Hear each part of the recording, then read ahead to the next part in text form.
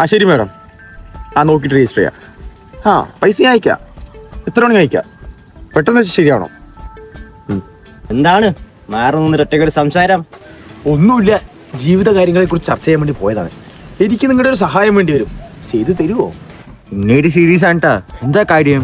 ഈ മാട്രിമോണിയുടെ സെറ്റപ്പ് ഒക്കെ എങ്ങനെയാടാ? എനിക്കൊന്ന് രജിസ്റ്റർ ചെയ്ത് തരാം. അന്ന് കുറെ ഡേറ്റിംഗ് ആപ്പ് ആയിരുന്നില്ലേ, ഐഡിഗേ ബമ്പിള്, ഇപ്പൊ ഇതിലോട്ട് ചാടിയാ. ഡേറ്റിംഗ് ആപ്പ് നടക്കണ മോനെ, ഇതാണ് ലാസ്റ്റ് ഓപ്ഷൻ. ഇതുവഴിയെങ്കിലും ഒരു കല്യാണം നടന്നാലേ 30 കഴിഞ്ഞില്ലേ, ഇനി വേറെ വഴിയില്ല. അല്ല, ഏത് മാട്രിമോണി രജിസ്റ്റർ ചെയ്യണ്? അങ്ങനൊക്കെ ചോദിച്ചാ പെണ്ണുള്ള മാട്രിമോണി രജിസ്റ്റർ ചെയ്യും. അതല്ലേ എനിക്ക് വേണ്ടത്. ആന്റീസ് വസന്തമേ, എല്ലാ മാട്രിമോണിലും പെണ്ണുണ്ട്. ഏതാ ജാതിന്ന്? ജാതി മതൊന്നും വേണ്ട, എനിക്ക് പെണ്ണായാ മതി. അത് ശരിയാണ്. ഇപ്പൊ പെണ്ണ് ഏതാണ് ആണേതാണെന്ന് അറിയാത്ത അവസ്ഥയായി.